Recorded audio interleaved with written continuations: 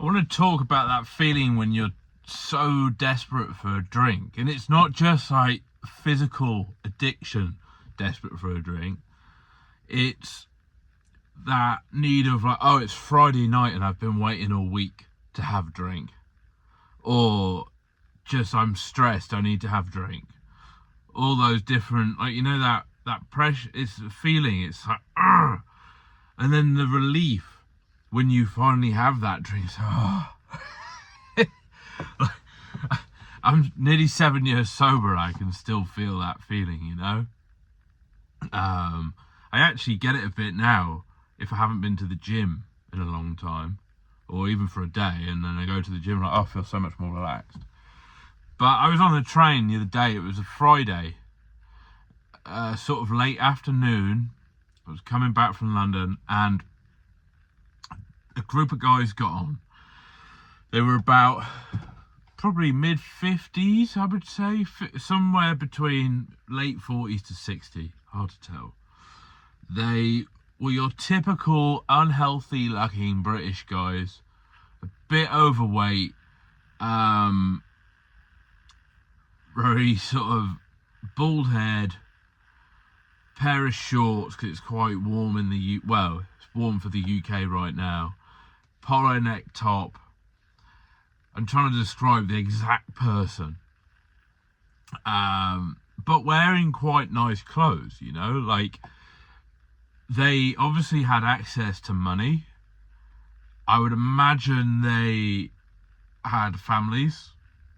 I'd imagine they had fairly good careers or jobs or whatever. And they obviously had a social life because they were together. And they seemed pretty excited, you know, to be going off. I think they were probably going off for the weekend. Group of guys, they had sort of holdalls. But there was one guy in particular, and he got on the train, he seemed more stressed than the rest of them. And I never judge, especially those who are drinking, because I've been one of those people. And what I do now is I observe. I'm very curious. I always am looking what's going on. I'm very aware of my surroundings, but especially with people who are drinking, I'm really curious to see what's going on. Especially with what I'm doing now in the sober space and the personal development space, I'm constantly trying to learn from people. And yeah, this one guy just seemed, I could just tell, and they were all a bit red in the face. Like me as an ex-drinker, you can really sniff out your own, you know. I know when someone drinks too much. You can see it in someone's eyes. If you just showed me a pair of eyes, I could tell you if they drink too much or not. And yeah, this guy, and he started rummaging around in his bag, and he pulled out a can of beer and just necked it. And you could just see his shoulders were up here, really stressed, fidgety, like, the train was full, there was nowhere to sit, and that stressed him out. And as soon as he had that drink, the shoulders came down, and everything was better. And that really got me, it put me back in that situation. And it made me really grateful for not being in that situation anymore, because that is a horrible feeling. Because then the drink is in control of how you're feeling and your mental state, because your brain thinks it does need it if you're physically addicted to relax. And the problem is, the more you feed it a reward, like that guy's doing by having the beer, giving into it and thinking, yeah, because that'll make it all better, which makes total sense to do that. You're telling your brain that that's what works. So the more you do it, the more you need it. So then your drinking gets worse and worse and worse. It's simple, really. Once you understand that, it's just neuroscience, the pathways in the brain. And I can remember a time myself, and it's one of the things which really made me realise that I have a pretty serious problem. And I've been away working. I'm a musician, for those of you who don't know, and I've been away doing a few gigs at a classic car show somewhere, playing all day, and there was like free booze everywhere for the musicians, and drinking all day. And then it was the last day, and that was like a Friday or Saturday. No, it was a Sunday. It was a Sunday, and I remember getting up early in the morning, going to play this gig. Really didn't want to be there, and I was just like craving booze. And I went, and the only thing open in the morning was a stall serving champagne. I've never ever liked champagne, but I remember just going one after another, going back and getting these glasses of champagne to get rid of that feeling. And even in the morning, there was this like tension. This is like 9 a.m. And then I remember the gig finished, and I'm not proud to say it, but I drove home and I just raced back to get to the pub to carry on. I remember being so angry, and just because I needed a drink. And I got to the pub, I encouraged one of my mates to come out with me to justify me drinking on a Sunday night. And I got wrecked. I was out into the early hours of the morning, and I remember spending all the money I'd earned over the last few days on that night. Anyways, that was the general pattern, but that feeding of stress, feeding of to chase the relief, just that release of tension. So it made me think back to that. And basically, I can safely say now that feeling we chase when we're looking for that sense of relief, I can have that feeling all the time now. Like, yeah, I still get stressed, I still get anxious, I still feel unsettled, I still have all the same problems.